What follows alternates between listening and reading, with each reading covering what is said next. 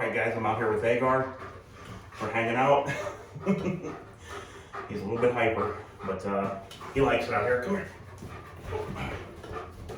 But yeah, I want to talk to you guys about a question I got from a viewer. And they asked me if I ever worry about doing gun deals face-to-face with people. Like selling, buying, trading. And I really don't. And I'm going to tell you several reasons why I never have concern with that. First and foremost, if I get any bad gut feelings, any red flags, it's done. It's over. Second of all, the forum that I use, I'm not going to name it on here, there's a few of them, and one of the main reasons why I won't name that on here is because welcome to life of having a German Shepherd. One of the reasons I won't name the places I do some business with online is because it's exclusive to the state only. It would be against the law to do a private face-to-face with somebody outside of my state. Okay, even if you can do that in their state, it would be against the law to cross lines and do a private face-to-face. So it's only exclusive to the state I live in. But in doing this and all the years that I've been doing it, I've never had a problem with it. In fact, most of the guys I meet are like gun guys I know in my personal life and you guys that I know and have talked to on here for years. Now, that doesn't mean that something can't go wrong or that a situation can't be done wrong. But I also wanted to explain to you guys about there is no gun registration in my state, and I'm going to tell you how they would trace and track a firearm if it were used in a crime or somebody did something to somebody and they start to look into this firearm. So what happens, guys, is if a firearm is used in a crime here, because there is no gun registration, the original owner fills out a form 4473 at the gun store. He takes the firearm home. The form 4473 ATF is on file. And that's the only way for the firearm to be traced here, because there's no, like I said, again, redundant, there's no registration here in my state. So anything that I can buy from a gun store, any shotgun, rifle, or handgun, I can do a deal with somebody in a face-to-face transaction. It's totally legal. Now, the forums that I use in my state, it's basically a group of generally the same people, or a connection has to get you in. So I could get somebody that lives in my state into this forum, but you can't just be a random person on the internet to come into this forum, okay? That's one thing. Second thing is I can type in their name history and see other deals that they've done on the forum. Whether they've done deals before, not. I can look at a profile of theirs and different things. And I usually will also have a phone number and make a contact call first with the person before I deal with them. Also, the gun that I had the question about from one of my previous videos where I traded a gun and an EOTech, I traded a Glock 43X and an EOTech for a BCM rifle, and the guy asked me a question about, do I worry about my gun that I traded somebody face-to-face if something would happen? Well, first of all, I bought that gun used. There's no name of mine or anything to do with me connected to that firearm. Now, don't get me wrong when I say that. I would not have ever done a deal if I ever thought there was something shady going on, or something like that. That never would happen. But I'm just saying that in the first place, that gun is not on the form 4473 to me. It's to somebody else. But let's just say it were on a form 4473 at the gun store to me.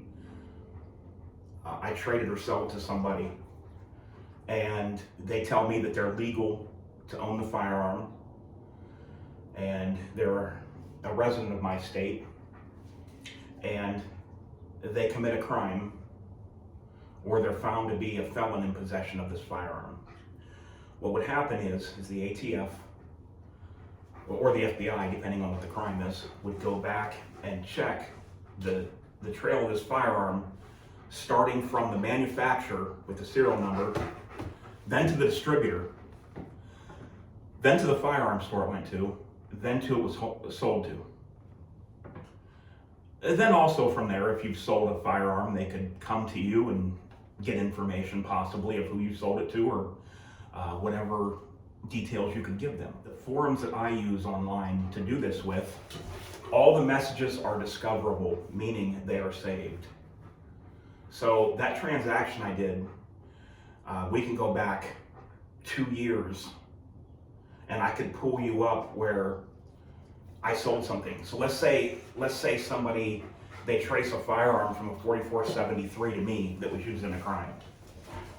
I could go back and find the messages where me and somebody talked and discussed things and made the deal, made the plans, and then they could go back and check either my cell phone or this iWatch, and they could track every mile that my vehicle went, and they can track it pretty close, guys.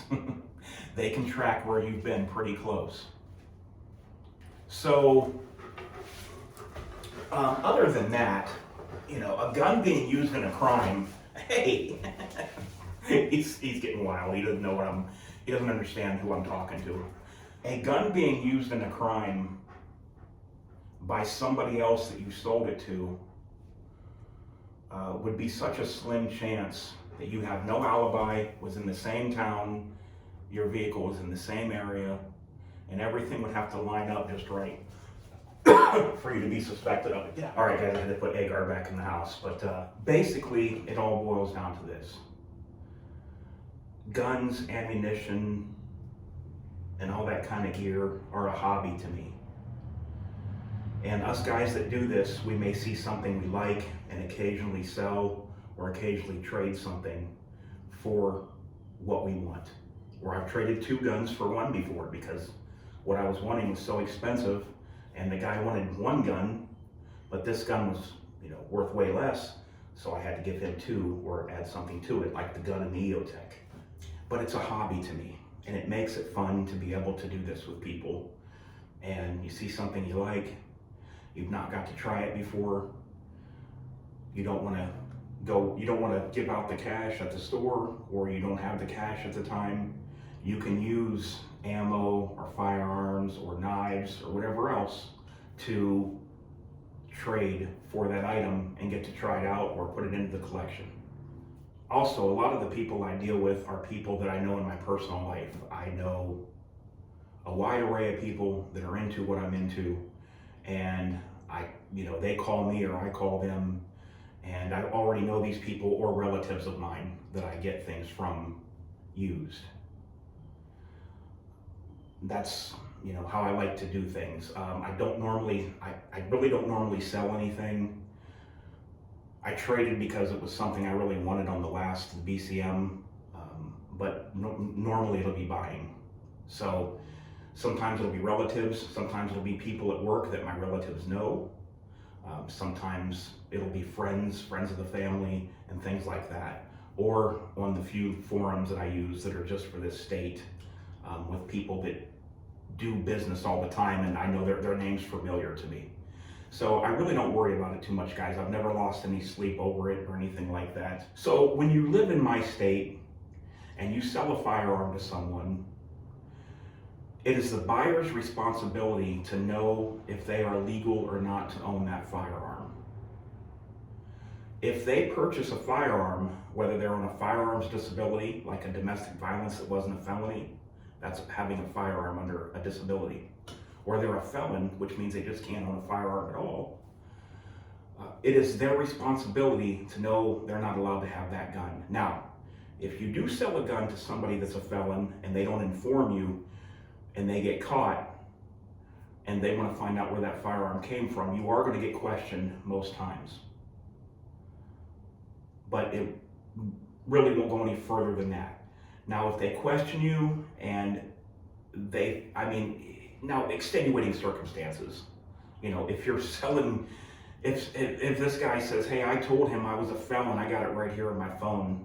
We started texting or messaging, and I told him I'm a felon and I have to buy used, and he said, no problem, I got a firearm for you. Then you're going to prison. You're going to prison for that. But any deal that I've ever done, buying, selling, or trading, if there was ever a red flag or a bad gut feeling, I would instantly cut it.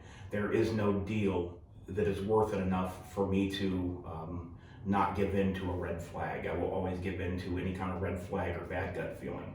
I've even made some friends off of people that I have met face to face, that I have done a deal with, and they still talk to me. They've added me on social media sites and still talk to me to this day, and message back and forth or whatever. But with all that being said about the buying, selling, and trading of handguns, rifles, or shotguns, there is one thing that you can never do that with. And that is this right here. I'm married to that thing because that is on a tax stamp to me, with the serial number and all that good stuff, through the ATF, the FBI, Department of Justice, you name it, the whole 9 yards. This thing is married to me. Till death do we part. The gun, I could sell, trade, or whatever with that anytime I want. But this right here, that's for life. So there are exceptions, even in a state where I live in, where it's pretty free. Even I was telling somebody that didn't know this the other day, switchblade knives, or as they call auto knives now, those are legal to buy, sell, and carry in Ohio. You can go into a gun store, your switchblade knives will be sitting in the knife case, and they are also legal to carry, as is brass knuckles, blackjacks, weighted gloves, because they, what Ohio did, which was pretty smart, they only charge you if you use one of these items in a crime. You can use it in self-defense, you can carry it. There's no crime in that. Only if you use an auto knife in a crime are you getting slapped with a big charge for that, which is smart, right? It's like anything else. What is a brick, right? Bricks are all around, right? You could have a brick you could have bricks in your vehicle, but you only get charged with something if you would beat somebody or commit a crime with that brick. Same thing with auto knives and everything else. So it's just kind of common sense stuff with the brass knuckles and all that in my state. And I like, how they changed. Just in the last couple of years, this stuff has changed, guys. If you have a self-defense shooting in my state, it has now been changed just as of a few years ago to where you are presumed innocent and they have to prove you guilty. It used to be the other way around. A lot of the southern states were already had the law where if you had to shoot somebody and you said it was self-defense, the prosecution had to prove that you were guilty and you were presumed innocent, as long as everything lined up with your story at the beginning. You can't be on video robbing a store and shooting someone and then say it was self-defense. But if there's a questionable, if there's a shooting and it's questionable, and you say it was self-defense, in Ohio now, you are presumed innocent and the prosecution has to prove you guilty. Believe it or not, up until 3 years ago in Ohio, if you had a self-defense shooting somewhere, you had to go in like you were guilty and prove yourself innocent. You can look into that. I'm not a lawyer, but the verbiage is online. So the state that I live in has come a long way as far as a lot more freedoms, than what there were previously. Ohio also has stand your ground law. We have castle doctrine in the home that you could, use force up to deadly force if somebody is in your home. Castle doctrine extends to your vehicle. So if somebody tries to carjack you, you have to use your firearm in that situation. You are fully justified as long as there was a crime being committed against you, a felony being committed against you while you were in your vehicle. We now have the stand your ground law. And let me explain stand your ground law, because a lot of people get this wrong. I see on forums all the time, people have no idea. I seen some woman on a forum that I'm on that said stand your ground law. She said that it meant that if somebody came on your yard of your house property, that you could kill them. So what I did was I went in there and I set everybody straight, and I personally talked to this lady in a message, and I wasn't mean, and I said, look, I said, we don't need this wrong information out there. That is not at all what stand your ground law means. Let me tell you what stand your ground law means where I'm at in Ohio. If I was down in a public park and somebody wants to rob me or mug me, or somebody's just high on meth or drugs, and they come at me with, say, a baseball bat, a machete, a knife, a gun, any kind of a weapon, a metal pipe, the law used to be that I had to retreat and run as far and as fast as I could until I was basically cornered. And then if this person was still coming at me and using force on me, I could use a firearm to save my life. What stand your ground law means in Ohio is that if somebody is coming at you and it has to be the threat of serious bodily injury or death, you don't have to retreat. You don't have to try to run till you get cornered. You don't have to try to run and keep looking over your shoulder and trying to gain ground on this guy with an axe.